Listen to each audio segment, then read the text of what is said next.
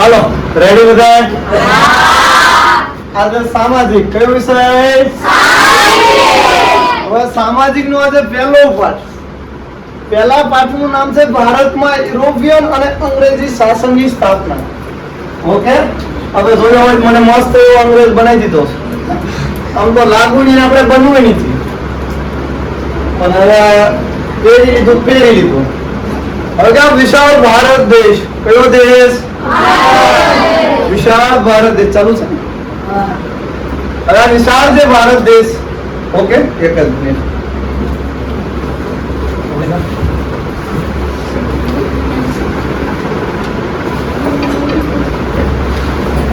હાલો, જે વિશાળ ભારત દેશ છે, આજથી વર્ષો પહેલા સમૃદ્ધ દેશ હતો. સારે જાત છે અચ્છા અપના એવો સમૃદ્ધ રાજા મહારાજા ખાए ખાઈને પાર્ટી નીકળ્યા. ભારત દેશ આમ સોને કી ચિડિયા કેવો હતો. હવે પ્રાચીન સમયમાં વિદેશથી ભારત આવતા હતા લોકો. સાહેબ હું લેવા આવતા હતા ભારતમાં વેપાર કરવા. સમૃદ્ધ ભારત દેશ હતો. હવે ત્યાર પછી આપણે જોઈએ તો હાલો કે ભારતમાં યુરોપિયન અને અંગ્રેજી શાસનની સ્થાપના.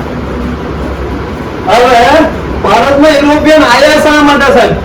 ખબર વાળવા આવ્યા હતા કે પૈસા સોંપવા આવ્યા તો અંગ્રેજો બોલાવતા દાડી ઘેટ બોલતી છે હે એવું હતું. તો કે ભારતમાં યુરોપ દેશની યુરોપ ખંડની આ બધા ભારતમાં આવી હું લેવા આ 193 દેશોમાંથી કઈ ભારત જ ગમ્યું. ભારત શું લેવા આવે? પેલો પ્રશ્ન મનમાં થાય સાહેબ, ભારત જ શું લેવા આવી? ખડ વાંધવાની ખડ ના ના ખડ વાંધવાની નથી. ચાલો આપણે હમણે ચાલો તો કે ભારતની પ્રજા શું લેવું? ભારત ઘણા વર્ષોથી યુરોપના લોકો ભારત આવતા હતા. અને આપણે યાદ રાખવું હોય ને તો કઈ રીતે રાખવાનું ખબર? કે ભારત દેશનો એક ભારત નામનો વિશાળ મોલ છે. શું છે? આ મોલમાં બધી વસ્તુ મળી રહે છે, તમામ વસ્તુ. એટલે બહારના લોકો વેપારી કરવા આવતા. તો ઘણા વર્ષો પહેલા હતું કે ભારત ઘણા વર્ષોથી યુરોપના લોકો ભારત આવતા હતા, કારણ કે ભારત ખૂબ જ સમૃદ્ધ હતું. તેઓ વ્યાપાર કરવા અને પૈસા કમાવા માંગતા. ભારત જો આપણે હોય ગામડાના માણસ પૈસા કમાવા ક્યાં જાય? શહેરમાં, સિટીમાં જાય. સમૃદ્ધ હોય અહીંયા. તો હવે બીજા લોકો ભારતમાં પૈસા કમાવા આવતા હતા વ્યાપાર કરવા માટે, કારણ કે ભારત ખૂબ જ સમૃદ્ધ દેશ હતો. કેટલો વિશાળ ભારત ખંડ, ભારતની ભૂમિ. વિચાર કરો, એક સૂરવીર, એક રાજા મહારાજા ભારતની ધરતી ઉપર, એક પછી એક વીરોની ભૂમિ ભારતની. ગુજરાત રાજસ્થાનમાં રાજપૂત યુગ, પછી નીચે જોવો તો મરાઠાઓ મહારાષ્ટ્રના, પછી પંજાબ હરિયાણામાં શીખ, બંગાળ દિલ્હી મુઘલો. આમ વિશાળ બધી જગ્યાએ અલગ અલગ રાજ્યો. આમ સમૃદ્ધ ભારતમાં ખજાનાની ખોટ જ નહીં સાહેબ. ભારતનો રાજા મહારાજા નીકળે તો અહીંયા એટલું સોનું પહેર લે, કુંગટે સોનાના. કો રાજા મહારાજા મીરો હોય તો એના રથે સોનાના. એવો આ ભારત છે. ઘણા વર્ષો પહેલા ભારત દેશ સમૃદ્ધ હતો અને ભારતના મરી મસાલા, કાપડ, બીજી વસ્તુઓ યુરોપમાં ખૂબ જ માંગ હતી. જો પેલો પ્રશ્ન આપણે અહીંયા પૂછાય કઈ મેં જ્ઞાન સાધનામાં ગમે કે ભારતમાંથી યુરોપના લોકો શું લઈ જતા હતા? સાહેબ મરી મસાલા, તેજાના ગોળી, કોફી, ક્યારેક જોઈને જોવે ને એ પાર્ટી કર્યો ભારતમાં. પેલા આપણા ભાવલેલા કંબાન અફીણ પીતા હતા. હવે અફીણ હતું એ ભારતમાં લેવા આવતા. તો કે સાહેબ અફીણ શું લેવા? કોઈને ખબર છે? અફીણ શું લેવા લઈ જતા? દેશી લઈ જતા. હાલો, અફીણ અંગ્રેજી બોલ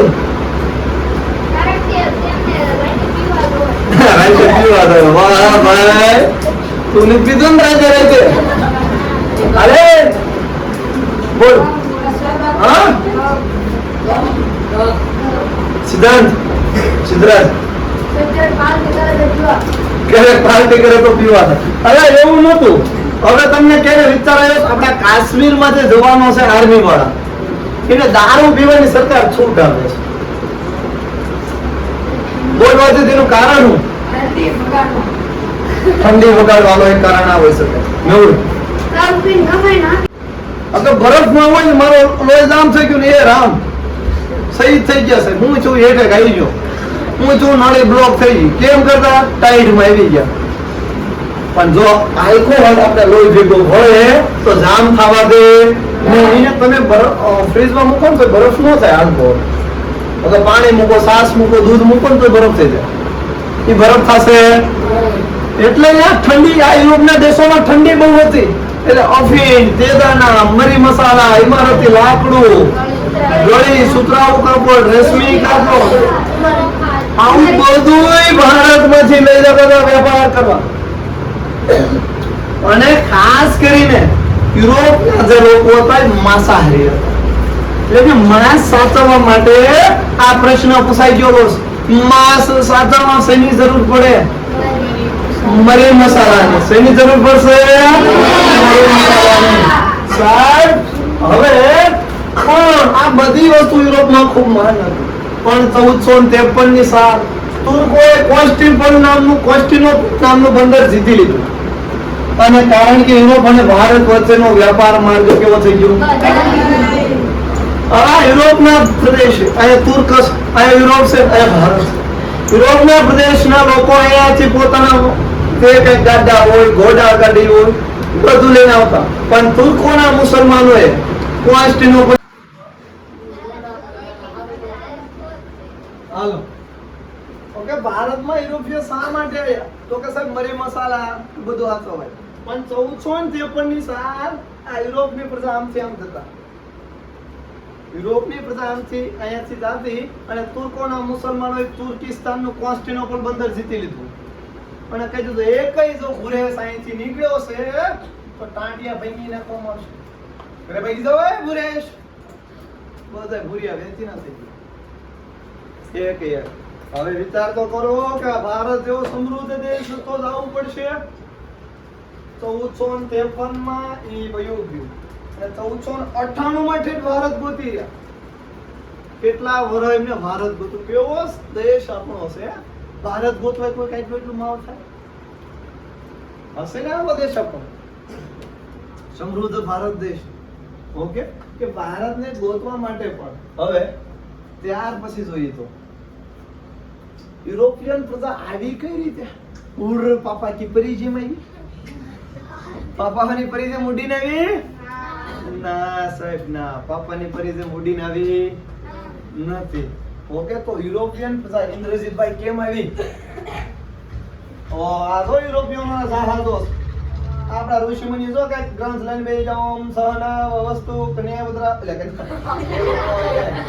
અનિરુદ્ધ પણ રેડી ઋષિમુનિ બેસી જાના વિદેશી જહાજ બહાજ બધા વ્યાપાર કરવા આવે દરિયાઈ માર્ગે ભારતમાં.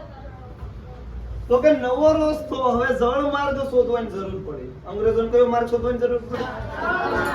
હવે આ જે જળ માર્ગ છે ઈ પોર્ટુગલનું વાસ્કો ડી ગામા હું નામ અને વાસ્કો ડી ગામા ભારત આવ્યો. ક્યાં આવ્યો? અને પેલો પ્રશ્ન પૂછાય કે ભારત આવવાના જળ માર્ગની શોધ કરનાર કોણ? અને જો આ તો પોર્ટુગલ દેશનો હતો, ભારતનો હોત ને તો આનું નામ શું હોત ખબર? વહતો. વાસ્કો નો હોત, વહતાભાઈ હતા. ઓકે તો વહતાભાઈ ગમારા એટલે આવા ભારત ના હોય. પણ આપણે આ અંગ્રેજ યુરોપિયન દેશનો હતો પોર્ટુગલ. ભારત આવવાની જળ માર્ગની શોધ કોણે કરી હતી? કઈ સાલમાં શોધ કરી? શોધ કરી હતી તો 1498 માં નવો જળ માર્ગ. અહીંથી બીજો પ્રશ્ન પૂછાય. પહેલો પ્રશ્ન એમ પૂછાય 1453 માં હું છું તો સાહેબ તુર્કોએ કોન્સ્ટાન્ટિનોપલ જીત્યું તો થઈ હું ગયું? જમીન માર્ગ બંધ થઈ ગયો. બધા યુરોપિયન ટકો ખસવાડવા માંડ્યા. ભારત તો જાના પડેગા. Coming to Bharat, going to Bharat, Bharat, India, India, India. Okay, હવે એકવાર પોર્ટુગીઝો નીકળ્યા અને જહાજ ડૂબી ગયું. ના જહાજ જાતું હતું આમ, ગુજરાતી નાવિક તો પોર્ટુગીઝ ખમણ ખમણ ખમણ, ગુજરાતી કે હું ખમણ ખાવા છે. હવે એને આપણે ગુજરાતીએ ભારતનો નવો જન્મ જે આવતો તો ગુજરાતી એક નાવિક ખલાસી હતો, એને કીધું એ પોર્ટુગલ, એ ભુરેશ, એ તો વાસ્કો ગામા ને કાલિકટ બંદરે સૌપ્રથમ દેખાડનાર આપણો ગુજરાતી નાવિક હતો. તમારે ચોપડીમાં ના લખ્યું પણ સમજી લેવાનું આપણે. અને વાસ્કો ગામા ભારત આવતો હતો ને તો એક આફ્રિકા નામના ખંડે ઘડીક ચા પાણી પીવા ઉભો રહ્યો. ચા પાણી કેપ ઓફ ગુડ કહેવાય. શું કહેવાય? કેપ ઓફ ગુડ એ ઉભો રહ્યો અને આમથી બાગડ બિલા પ્રજા જોઈ ગયા, આમ તીર મારે પાંદડા પહેર્યા ચુમ કરે. વાસ્કો ગામા ઓ સુપરમેન જેમ ભાઈ. ઓકે, વાસ્કો ગામા કૂદતો એક જંપે આમ જહાજમાં. જો ઘડીક વાસ્કો ગામમાં રોકાણો હોત તો વાસ્કો ગામાનું ભડથું કે બાજરાના રોટા એરી પ્રજા ખાઈ જાય. ભારત સમૃદ્ધ દેશ હતો આ વાસ્કો ગામા. હવે ત્યાર પછી આ વાસ્કો ગામા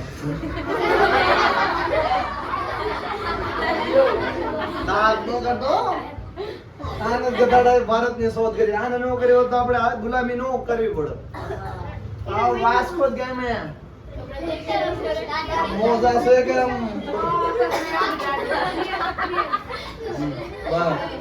અમે આમ જોઈ રહ્યો વાસ્કો ગામ નજરે નો છોડતો.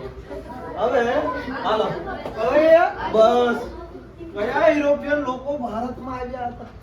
સાહેબ આખું યુરોપ ખંડ જોડ્યું ભારત.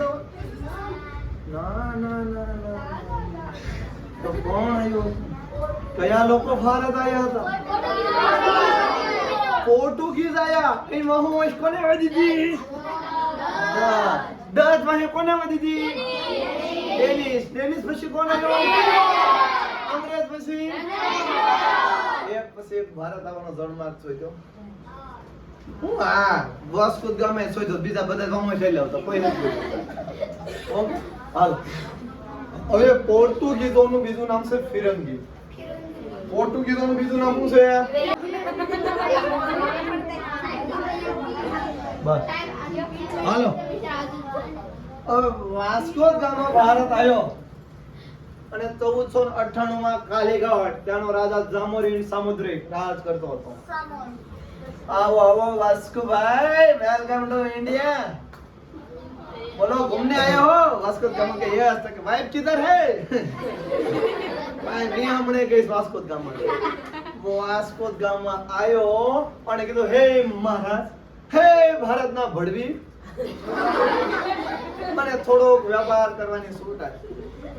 ના આપણા રાજા મહારાજા પીગળી તરત જાય, કોઈ દુઆ સંગાય આલે સોનામાં કઈ વ્યાપાર.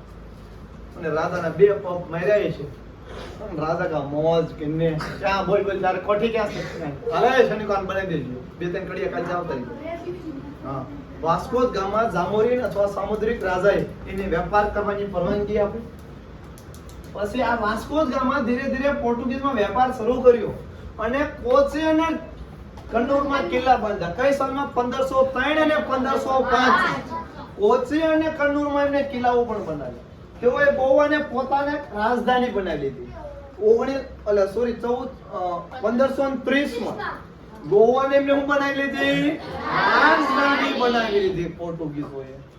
અને હિન્દ મહાસાગર પર પોતાનું વર્ચસ્વ સ્થાપી. અને તમને આયાથી એક પ્રશ્ન પૂછાય, સાગરના સ્વામી આ પોર્ટુગીઝોને શું કહેવાય?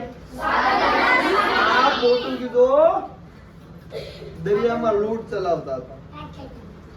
સાહેબ લૂંટે ને ગમે વિદેશી પ્રજા ઉભો રહે. ઓય બર અહીંયા જા સાહેબ, અહીંયા નહીં આપો. હાલે લે ટીચું. ઓકે, હવે બધા પર દાદાગીરી ચલાવતા હતા. અને વાસ્કો ગામા આ વાસ્કો ગામા છે. બધા દાદાગીરી ને એવું ચાલ્યું. પછી પોર્ટુગીઝોએ સમુદ્ર હિન્દ મહાસાગર ઉપર પોતાનું વર્ચસ્વ વધારી લીધું એટલે એને સાગરના સ્વામી કહેવાય. હે સ્વામી, અરે સાગરનો સ્વામી નહીં, સાગરનો લુખો કહેવાય. શું કહેવાય? આપણે ચોપડીમાં આવે ને એટલે સાગરના સ્વામી યાદ રાખો. હે સાગરના સ્વામી પોર્ટુગીઝ. હવે ત્યાર પછી આ પોર્ટુગીઝમાં ભારત રાજ્યની સ્થાપના એટલે ભારતમાં પોતાની રાજ્યની સ્થાપના પોર્ટુગીઝ રાજ્યની સ્થાપના કરવા અલ્ફાન્સો ડી અલ્મેડાને મોકલ્યો. ઓકે, અને ફ્રાન્સિસ્કો ડી અલ્મેડા સોરી અલ્ફાન્સો ની ફ્રાન્સિસ્કો ડી અલ્મેડા મોકલ્યો. પછી અલ્ફાન્સો ને એમને મોકલ્યા, રાજ્યની સ્થાપના કરી, ગોવાને પોતાનું રાજધાની બનાવી. હવે પોર્ટુગીઝ પછી કઈ આલે? ડચ લોકો ક્યાં હતા? ડચ નું નામ શું હતું? ઓલંદા.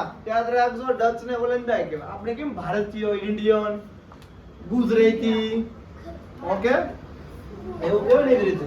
હવે ડચ લોકો પોલેન્ડ થી પોર્ટુગીઝ ની પછી પાછળ આવ્યા, તેને શ્રીલંકા અને બંગાળમાં વેપાર શરૂ કર્યા હતા. એમની પ્રજા એટલી. હવે અંગ્રેજો વેપાર કરવાના ઈરાદે આવ્યા અને ધીમે ધીમે શાસક બની ગયા. અંગ્રેજો ભારતમાં શું લેવા આવ્યા? અમે તો વેપાર કરવા આવ્યા છીએ. ઓકે, કોઈ મહેમાન આવે, અમે તો મહેમાન છીએ, એક રાત ખાવા પીવા દો ને હોવા દો. અરે ભલામણા ખાવા પીવા બંધ થઈ ગયું. માઇક ઊંધું છે. હવે અંગ્રેજો ભારતમાં ધીરે ધીરે વેપાર કરવા લાગ્યા ને વેપારમાંથી ને શાસન. બસ હવે અંગ્રેજો વેપાર કરવાના ઈરાદે આવ્યા હતા અને ધીમે ધીમે પોતાની શાસનમાં શાસક બની ગયા. અને 1600 માં ઇંગ્લેન્ડમાં, યાદ રાખજો, ભારતમાં ઈસ્ટ ઇન્ડિયા કંપની નથી પૂછ્યું, ઘણા આયાત ગોથું માંડી. અંગ્રેજો ઈસ્ટ ઇન્ડિયા કંપની સ્થાપના ક્યારે કરી હતી? ભારતમાં 1600 માં. ખોટી વાત છે, એ તો ઇંગ્લેન્ડમાં કરી હતી, ભારતમાં નથી કરી. ઓકે, હવે ઇંગ્લેન્ડમાં ઈસ્ટ ઇન્ડિયા કંપનીની સ્થાપના 1600 માં. 1613 માં અંગ્રેજોએ સુરતમાં પોતાની પહેલી કોઠી સ્થાપી અને વેપાર જો ટોમસ રો, ટોમાભાઈ, કયા ભાઈ? અંગ્રેજનો ટોમાભાઈ જહાંગીર પર સુરતનો બાદશાહ જહાંગીર બેઠો તો અને અંગ્રેજ આવ્યો, જહાંગીરના દરબારમાં આવ્યો. જહાંગીરભાઈ ને કીધું, એ કિંગ જહાંગીર. જહાંગીર કે કિંગ એટલે હું મહારાજા. હા બોલો, વ્યાપાર કરો. અરે સાહેબ ને કોઠી તો યાદ રાખજો, પોર્ટુગીઝોને પરવાનગી આપનાર હતો જામોરીન અથવા સામુદ્રી, અને અંગ્રેજને વેપાર કરવાની પરવાનગી આપનાર કોણ હતો? જહાંગીર. અંગ્રેજોની વેપારી જહાંગીરે વેપાર કરવાની છૂટી આપી, બંધ થઈ ગયું. 1698 માં તેઓએ કોલકાતાની સ્થાપના કરી અને પાછળથી, ઓકે, આ ફોર્ટ વિલિયમ, કોલકાતાનું બીજું નામ કયું? વિલિયમ. હવે જો અંગ્રેજો વખતના આપણી પરિસ્થિતિ જો ભારતની, બાળકના હાડપિંજર દેખાય છે ને નાના એવા ભાઈને લઈને બેઠો છે. કેટલાક હદે ભારત દેશ ઉપર અત્યાચાર થયો છે. તમને એમ છે અંગ્રેજ ફરદાન જમ્યું બે ફેરી મૂળિયા મૂકો. કેટલા હદે ખાવાનું કુપોષણ છે.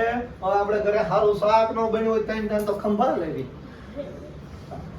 ઓકે, તો વિચાર કરો, આવી ભારતની પરિસ્થિતિ. ભારતના ખેડૂત શીખે નાનું બાળક એટલું લાચાર છે, એના હાડ પિંજર જો હાડ પિંજર આમ કૂતરીને કેમ બહાર આવતા રહે, ભૂખી થઈ હોય ને હાવ મરવા પડી હોય એવા હાડ પિંજર થઈ ગયા. તો છે પેટમાં એના ખોળામાં એક એનો નાનો ભાઈ છે. આવી ભારતની પરિસ્થિતિ. આયાતા વેપાર કરવા પણ એનો મેન ઈરાદો હતો કે કોઈ પણ ભોગ્યા ભારતનું શોષણ કરો અને ઇંગ્લેન્ડને સમૃદ્ધ બનાવવા. અંગ્રેજોની નીતિ હતી. અને આપણા રાજા મહારાજા વાહ અંગ્રેજ વાહ કરવામાં મરી ગયા. ઓકે, આવી પરિસ્થિતિ ભારતના લોકોની. કદાચ આ તો એક આના કરતા પણ ખરાબ ઘણી બધી હતી. કદાચ રૂબરૂ અત્યારે દ્રશ્ય જોયા હોય ને તમને દયા આવી જાય અંદરથી. અને આ અંગ્રેજને આવી પરિસ્થિતિ, ભૂખમરો, આપણું ખેતી નષ્ટ કરી નાખી, આપણા રોજગાર ધંધા નષ્ટ કરી નાખ્યા, ખાવા પીવા લાયક ન મળે. અને તમને ઘણાને એમ હતું કે હું અંગ્રેજ વખતે હોત તો 2-3 અંગ્રેજને તો મારત જ તેવો હશે. હવે આવું તમારું શરીર છે, કોઈ થાપા મૂકે ને 3 કિલો ત્યાં ખાઈ જાવ તો પછી તમે આવા શરીરમાં અંગ્રેજ જ બેસી જાવ, બંદૂક પડો થાય ને, આવું શરીર હોય. આમ આર્થિક જ પેલા આપણે ભાંગી નાખ્યા. એટલે આવું ભારતની પરિસ્થિતિ હતી અંગ્રેજો વખતે, અને આની કરતા આપણી બહુ ઘણી હારી છે અત્યારે. એટલે હાથ પડન ડીશ તૈયાર જ હોય, એવું નહીં કે માંગવા જવું પડશે, દે દે ખુદા કે નામ પે દે દે કુછ, એવું હોતું નથી. એટલે આ ભારતની પરિસ્થિતિ હતી એ વખતનું ભારત. ઓકે, એટલે ભારતની પરિસ્થિતિ કેવી હતી? હા તું તો કર.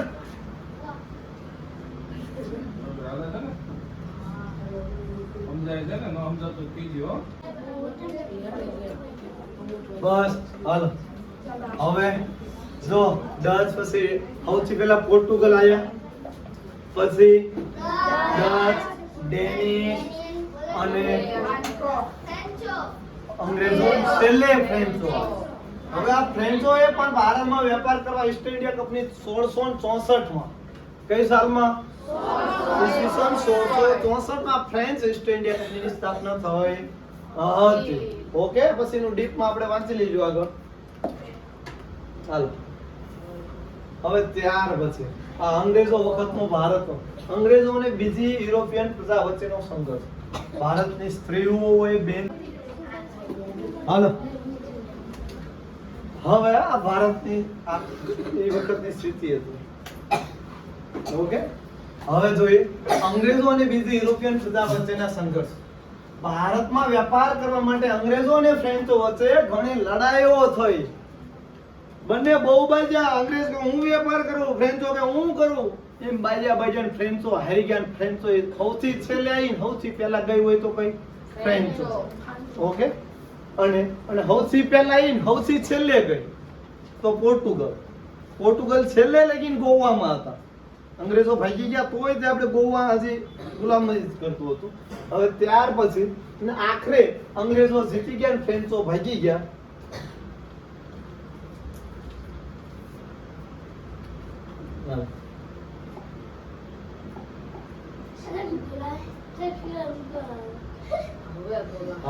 હવે છે અંગ્રેજો આવી ગયા વેપાર કરવા. હવે ખાસ આ યુદ્ધ યાદ રાખજો, પ્લાસીનું યુદ્ધ. તમે ક્યાંક બાઈ જવું હોય એ નાનું મોટું બાકા શીખી કહેવાય. આ કયું યુદ્ધ છે? પ્લાસીનું યુદ્ધ. પ્લાસીનું યુદ્ધ, પલાસ, મુર્શિદાબાદ ની નજીક આવેલું પલાસના મેદાનમાં. પલાસ એટલે કેસુડો. ઓકે, નો હોય તો સાઈડમાં એક નોટ, આપણે વિડિયો તમે જ્યારે જો, ઓકે, આ પણ જોજો. ઓકે, ત્યારે તમારા સાઈડમાં નોટ લઈને બેવાનું. કોઈ તમને આઈએમપી લાગે, ચોપડીમાં આઈએમપી લાગે, લખી નાખજો. તમને ખાલી પાઠ સમજાવી દીધા કે આ પાઠમાં આવું આવતું હતું. સાહેબ, એક સમય હતો ભારતની પ્રજાની આવી ઘટના બની ગઈ છે. હવે પ્લાસીનું યુદ્ધ. પ્લાસ એટલે કેસુડાનું આ વૃક્ષોનું જંગલ. હવે આ કેસુડાના વૃક્ષના જંગલમાં જે બાઈયા બથો બસ ઢીકે પાટે. ઓકે, કોઈ ગદાડે આયા એમ નતું તો આલો તીર ભાલે કાંધે તોપ તલવારે યુદ્ધ થયું. સિરાજ ઉદ્દૌલા અને રોબર્ટ ક્લાઇવ. રોબર્ટ કાઇલ નહીં, રોબર્ટ ક્લાઇવ. શું નામ? સિરાજ ઉદ્દૌલા. પ્લાસીનું યુદ્ધ સાહેબ 23 જૂન 1757 ની તારીખ. 23 જૂન 1700, આ જૂન મહિનો છે ને, પણ આ 23 જૂન 1757 ની તારીખ અંગ્રેજોએ આ નવાબભાઈ, નવાબ નો તમને ફોટો દેખાડો, મજા આવશે. એ અઝીરો અઝીમોર શહેનશાહ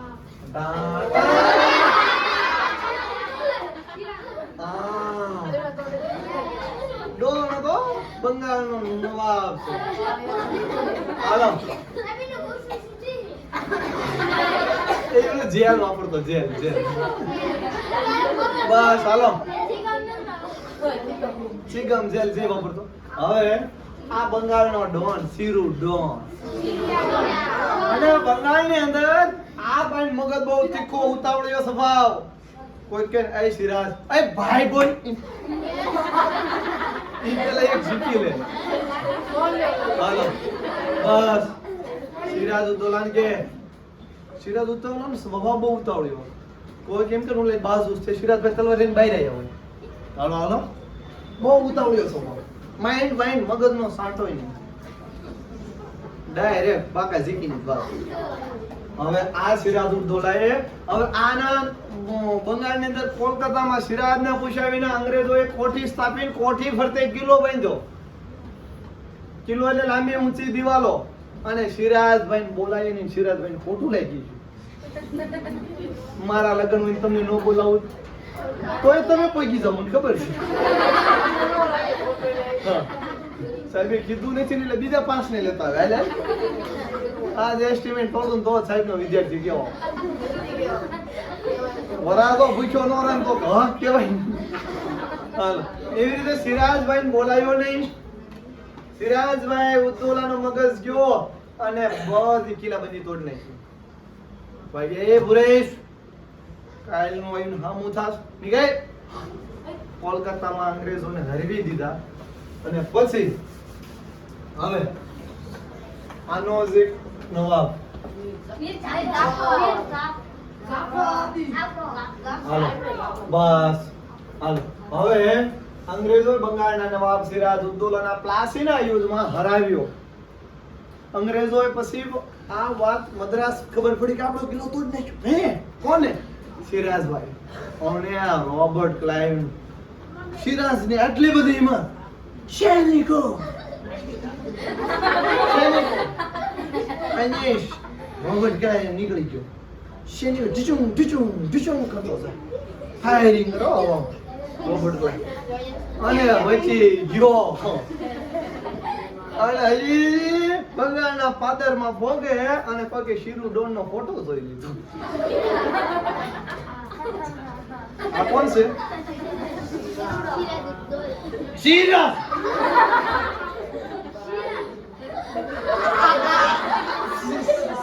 સિરાજભાઈ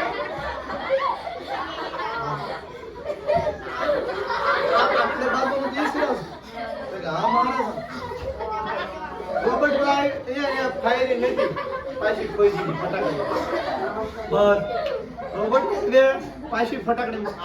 આપણે કાંઈ બાજુ નથી અહીંયા મૂછું તો છો. અને પણ અંગ્રેજો સિરાજી ઉતાવળિયા સ્વભાવવાળા નતા. ઉતાવળિયા સ્વભાવવાળા હોય ને તો સિરાજ ઉદ્દૌલા થાકે નહીં ત્યાં લગીને ભાઠા મૂકે. પણ એની રણનીતિમાં સીઆઈડી બની અંગ્રેજો ખુશ તો ઘરના પડે. અંગ્રેજોએ કીધું કે એનો સેનાપતિ કોણ છે? કે મીર જાફર. મીર જાફર ને એમ કેતા એનો ઘડી ખોપચા મારો. મીર જાફર બસ એ મીર જાફર આયો. હા મિસ્ટર જાફર. જાફર કે કોણ? મેં રોબર્ટ ક્લાઇવ. તે હોય તો કે તારે ગદી ને બેવું કે બેવું છું રાજાની ગદી. રાજા મારે એ બે નો બે રાજા મારે. બોલાઈ કીધું કોઈ નહીં મારે. તો કે તો એક કામ કર્યું અમે તેવી તારીખે બાજુ આવી તો પછી સાનમાનો દગા દઈ દીજે અને રાજાને માહિતી ખોઈ દીજે. કટપભાઈ બાહુબલી મારી એમ ખોઈ દીધું. અને કે ના ના બસ હાલો હવે સિરાજ ઉદ્દૌલા 23 જૂન અંગ્રેજો 2-3 વ્યક્તિઓને રિશ્વત આપી. તમે આખો પાઠ ડીપમાં ધીમે ધીમે વાંચી લીધો. ખાલી પાઠનું હું તમને બારોબાર સમજાવું છું.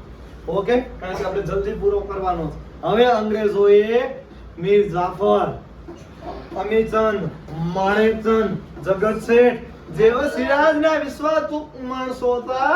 સિરાજ ઉદ્દૌલા એનો આરે સ્ટેટસ મૂકતો હતો. ભાઈઓ મળે તો ભાઈડા એવું કઈ ગીત આવે છે ને એવું મૂકતો હતો. હા મીર જાફર અને આમ કે માય પ્રધાન કોણ હતા પણ કોઈ કહેતો નતો. સિરાજભાઈ પાસે એક જ હતો. હાલો બસ હવે આ સિરાજ ઉદ્દૌલા જે વિશ્વાસુ માણસો સિરાજ ઉદ્દૌલા દિવસ રેવા વાળા હોય. હવે અહીંયા સિરાજ ઉદ્દૌલા એને હારે હોય કે કઈ જરૂર પડે તલવાર બલવાર ની કાંઈ નહીં હારે રેવા વાળા. અને 23 જૂન 1757 યુદ્ધ થયું ચાલુ. આમ છે અંગ્રેજો હોય ને આમ છે સિરાજુદ્દૌલા સૈનિકો આયા. સિરાજુદ્દૌલા ને ગયા તો અંગ્રેજોને પાઠેનો પાઠ આવતો હું સિરાજભાઈ અને મંડાણો સિરાજ કાપે મારે અને સિરાજુદ્દૌલા મંડાણો તો રણસિંહ વાગે સુતા જાગે કાયર ભાગે. સિરાજુદ્દૌલા મંડાણો તો કાપતો અને પાછળથી જાફરભાઈ ની એન્ટ્રી થઈ. કોની થઈ? સિરાજુદ્દૌલા ની વાત તો પાછળથી મીર જાફર અટપન આયા છે બાહુબલી ખોઈ દીધી. તલભાઈ પડી છે કટપભાઈ થી બાહુબલી ને કહી દીધી એમ સિરાજુદ્દૌલા ની પાછળથી ખોઈ દીધી. એ જાળો આગળ પોઈન્ટ નો ખોઈ દીધી. હાલો બસ સિરાજુદ્દૌલા ની હત્યા કરવામાં આવી, પકડીને બંદી બનાવીને. અને સિરાજુદ્દૌલા એ વખતે ગીત વાગ્યું કુદરત લઈ લીધો સિરાજને. હાલો સિરાજુદ્દૌલા 23 જૂન 1757 હારી ગયો અને મીર જાફર ને નવાબ બનાવ્યો. કોને બનાવ્યો? અંગ્રેજો વચન આપ્યું એટલે મીર જાફર. મીર જાફર ખાલી ગાદી બે ગરમ થાય એની ગાદી ગરમ કરતો, બાકી મીર જાફર નું કાઈ નતું હાલતું. અંગ્રેજો રોજ જોઈએ તો મીર જાફર કે રાજા હું છું, મને કોઈ પૂછતું નથી કેમ આમ કઈ વેલ્યુ જ નહીં. આ એમ રાજા છે, કોઈ ગાડી જતો સલામે નો દે. ક્યાં જા છે અંગ્રેજો એમ કે ક્યાં જશે બાયરાટો ક્યાંય નહીં તો ગાડી બે. મીર જાફર નું મગજ ગયો ને અંગ્રેજોને નડવા લાગ્યો. ઓકે અંગ્રેજોને થોડી તકલીફ આપવા લાગ્યો અને ત્યાર પછી હાલો અંગ્રેજોએ બંગાળના નવાબ સિરાજુદ્દૌલા પ્લાસીના યુદ્ધમાં એને હરાવ્યો હતો. ઓકે અને આ યુદ્ધમાં અંગ્રેજોએ નવાબ સેનાપતિ મીર જાફરને લાંચ આપી અને પોતાના પક્ષમાં લીધો, જેના કારણે નવાબ શું થઈ ગયો? હારી ગયો. અને ત્યાર પછી જોઈએ હવે મીર જાફરને હટાવ્યો મીર કાસમ ગાદી આવ્યો. કોણ આવ્યો? મીર કાસમ તો એનોય બાપ જાફરનો હતો. અંગ્રેજોને કહી દીધું હાલે વ્યાપારી કરો. અંગ્રેજો એક ધોકા લઈને અહીંયા થઈ ગયા, યુદ્ધ કર્યું મીર જાફરે એટલે કાસમ આવે. મીર કાસમ એવી પાર્ટી કાઢી ડાયરેક્ટ અવધના નવાબ થઈ ગયો. અવધના નવાબ કે હું કૂતરું પાછળ પીડ્યું છે, કૂતરાની કૂતરીને કૂતરા પીડ્યા. અંગ્રેજો અહીંયા પીડ્યા. મીર જાફર બસ એટલે મીર કાસમ અવધનો નવાબ અને દિલ્હીનો મુગલ સમ્રાટ, આ ત્રણેય ભેગા મળીને 50,000 સૈનિકોની ફોજ લઈને અંગ્રેજોને ધમરોળવા. અંગ્રેજોને મારી પણ અંગ્રેજોએ કૂટનીતિ વાપરી. અંગ્રેજોના સૈનિકો 70-72, 7,072 અને આપણા 50,000, તો આપણે હાર છે કૂટનીતિને કારણે.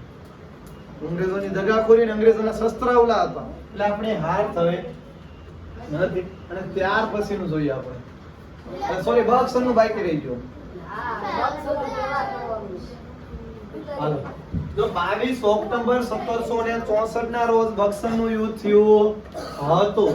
બંગાળના નવાબ મીર કાસિમે અંગ્રેજોને હરાવવા માટે મુગલ બાદશાહ સાથે મળીને લડાઈ કરી, પરંતુ અંગ્રેજો શું થયા? જીતી ગયા. ઓકે આ યુદ્ધથી અંગ્રેજોને બંગાળ, બિહાર અને ઓડિશાના માલિક બની ગયા. હવે આ ત્રણની જમીન તમારી, એના માલિક બની ગયા. ઓકે અને હવે ત્યાર પછી માલિક બની ગયા. હાલો હવે તો બાજીરાવ. ઓકે હવે અંગ્રેજો ભારત પર કેવી રીતે શાસન કર્યું? આ ત્રણ તો જીતી લીધા, બંગાળ, બિહાર, ઓડિશા. હવે એમને અંગ્રેજોએ પોતાનું શાસન સ્થાપવા ઘણા યુદ્ધ કર્યા. તેમાં મરાઠાઓ અને મૈસૂરના વિગ્રહ કર્યા. કયા કયા? મરાઠા અને મૈસૂર ના શાસકોને હરાવ્યા અને પોતાનું સામ્રાજ્ય વધાર્યું. મરાઠામાં અને મૈસૂર. મરાઠામાં એક સંધિ કરવામાં આવી હતી, સાલબાઈની સંધિ. કઈ સંધિ? યાદ રાખજો, સાલબાઈની સંધિ કરવામાં આવી હતી. અને મૈસૂરના કુલ 4 વિગ્રહ થયા. 4 વિગ્રહ આજના જ યાદ રખાઈ દો, કોઈ ભૂલવાનું થતું નથી. આ 4 વિગ્રહની તારીખ સાલવારી કોને યાદ છે? એની માટે મેં નંબર આપ્યો હતો. હાલો અરે સિદ્ધાંત કુમાર બોલો. 67 પછી પહેલી જ તે ને બરોબર જામીની અનિરુદ્ધ બોલ જો પહેલો મૈસૂર વિગ્રહ થયો એ ટીપુ સુલતાનનો કદાચ ફોટો જ બતાવો ટીપુ સુલતાનને જોઈને દાંત આવે એવો હતો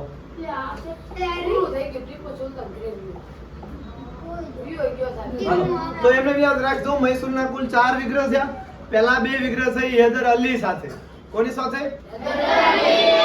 1767 થી બાઝવાન ચાલુ કર્યું 1769 લગીન ભાઈ પણ કાંઈ પરિણામ આવ્યું નહીં થાય ક્યાં હવે પછી બાદ છું બે થાય કેમ ઘરે વહી પહેલા વિગ્રહમાં કાંઈ પરિણામ આવ્યું નહીં બીજો વિગ્રહ તો 80 થી 84 1780 થી 1784 લગીન બાજુ જેમાં 1782 માં હૈદર અલી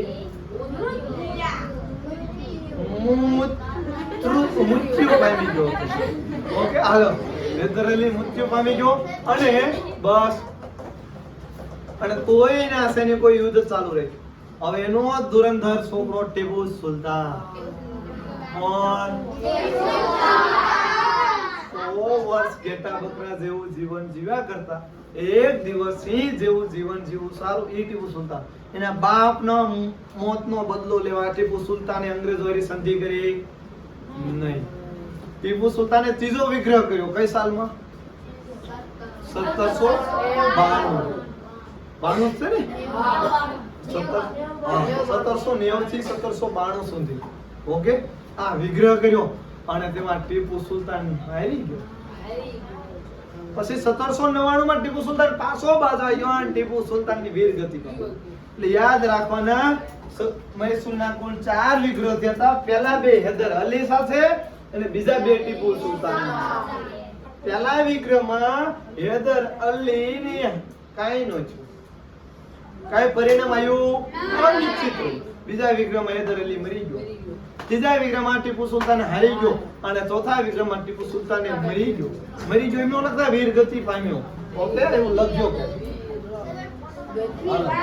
ટીપુ સુલતાન હવે ત્યાર પછી અંગ્રેજો હવે સમગ્ર ભારત મરાઠાને હરીવા મુગલોને હરીવા અંગ્રેજોએ નવાબને હરીવા મદ્રાસના રાજા મહારાજા બધાને હરવી નાખ્યા તો હવે અંગ્રેજો વહીવટ કઈ રીતે કરતા છે આપણા દેશમાં તો કે અંગ્રેજોએ ભારતમાં પોતાનું વહીવટી તંત્ર સ્થાપ્યું જેમાં તેઓએ કાયદા અને વ્યવસાય જાળવવા માટે પોલીસ અને અદાલતો બનાવી આપણી પાસે પોલીસ ને એવું નતું સૈનિકો ને એવું અદાલતે આપણી પાસે ઓર્ડર 250 ગાંઠે એવું કઈ નથી ઓકે અંગ્રેજો ઓલા કરે ને ઠપકારે એવું કઈ અદાલત હતી નહીં હવે એની શરૂઆત કોણે કરી અંગ્રેજોએ હવે એ બધું અંગ્રેજો લાવ્યા અને પોલીસ તંત્રની શરૂઆત કરનાર કોણ એક બે હતા અનિરુદ્ધ કોણ હતો કોર્નવાલિસ ન્યાય તંત્રની શરૂઆત કરનાર પૂરી વોરન હેસ્ટિંગ આવું યાદ રાખો ચોપડીમાં જ્યાં તમને લાગે કે આ એનિવેસ વાળા પૂછી છે એ પાકું કરી નાખો ભાઈ કે મૂકવાનું થતું નથી હાલ તેમણે ભારતીયોને લશ્કર અને સરકારી નોકરીઓમાં પણ સામેલ કર્યા ભારતને તેમની સૈનિકોમાં લેવા લાગ્યા અને ભાગના ઊંચા હોદ્દા પર માત્ર અંગ્રેજો હતા મોટા ભાગના ની બધા ઊંચા હોદ્દા પર અંગ્રેજને ભારતની પ્રજાએ અન્યાય કરતા હતા ગમે એટલો ભારતનો પ્રજા વફાદારીથી નોકરી કરે કે અંગ્રેજ સાવધાન વિશ્રામ ગમે એવું કરે સલામ તોય ઊંચા હોદ્દા ઉપર માત્ર ને માત્ર કોણ હતો અંગ્રેજ જ રાખવામાં આવતો અને ત્યાર પછી જોઈએ આ ડુંગળી અંગ્રેજોનું વહીવટી તંત્ર તો કે અંગ્રેજો ભારતમાં પોતાનું વહીવટી તંત્ર સ્થાપ્યું અને જેમાં આવી ગયું બોલો ઓકે આ અંગ્રેજોનું વહીવટી તંત્ર હવે શનિવારે ઓનલાઈન ની ટેસ્ટમાં રવિવારે એવી ગોઠવી છે રવિવારે ઓનલાઈન ની ટેસ્ટમાં જીતનો જંગ એમાંથી પાઠ નંબર 8 માં ધોરણનો પહેલો પાઠ કડકડાટ કરી નાખજો શાળા મિત્ર. એમાંથી જ્યાંથી તમને 8મા ધોરણનું નોલેજ મળે બધું વાંચી લેજો. આ વખતે સામાજિકનો પાઠ્ય છે ટેસ્ટમાં એડ થાય છે. એટલે બધાને ફૂલ બેસ્ટ ઓફ લક. ઓકે, આ પાઠ હજી ડીપમાં વાંચજો અને સાલવારી યાદ રાખજો. છે આઈએમપી લાગીને અલગ નોટ બનાવો કે સાહેબ પૂછે ને આવડે હું નહીં. દાંતમાં બી તાર દાંત પડી જશે. ઓકે, એટલે જેવું હોય ગમે એ પાકું કરી નાખો. આઈએમપી આપણે તો બને નાખ્યું છે, પણ ઓનલાઈન વાળા બધા વિદ્યાર્થીઓને કહું છું, જે તમને લાગે કે આ સાહેબ પૂછવાનો આમ ઘૂંટી નાખો સોપડીમાં. ઓકે, ઘૂંટી નાખ. બોનો ઘૂંટવાનું પેપર ફાટી જાય, બોનો ફાટી જાય. પણ યાદ રાખી લેવાનું કે આ સિરાજ ઉદ્દોલા 23 જૂને મરી ગયો અને હેદર અલી 1782 માં મરી. એટલે આવું અમુક જે છે એ યાદ રાખી લેજો. બધાને પહેલી ટેસ્ટ ગઈ.